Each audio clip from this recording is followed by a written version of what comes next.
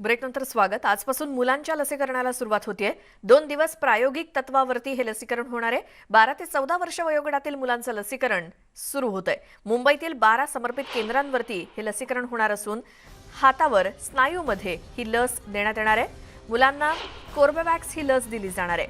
12 ते 14 वर्ष वयोगटातील मुलांचं लसीकरण आजपासून सुरू होतंय। 2 दिवस प्रायोगिक तत्वावरती हे लसीकरण केलं जाईल। हातावरतीच स्नायूमध्ये ही लस देण्यात येणार आहे। कोर्बेवॅक्स ही लस 12 ते 14 वर्ष वयोगटातील मुलांना दिली जाईल।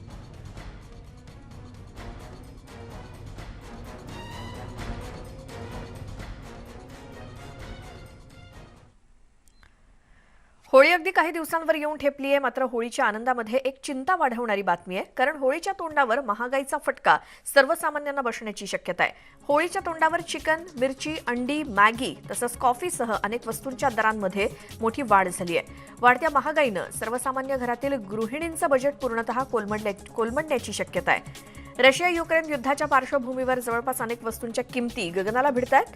अशातच आता नेमक्या होळी सणाच्या पार्श्वभूमीवर चिकन आणि मिरचीचे दर वाढलेत। वसई विरारमध्ये चिकनचे दर चक्क 300 रुपये किलोवरती गेलेत।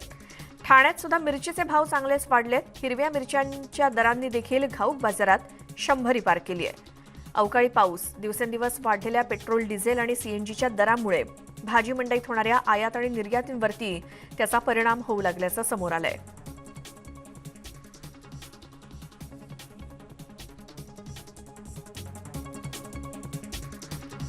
या बातम्यांसोबतच वेळ झाली आहे सकाळच्या बातम्यांमध्ये आता इथेच थांबण्याची। यानंतरच्या बुलेटिनमध्ये तुम्ही पाहणार आहात स्पीड न्यूज।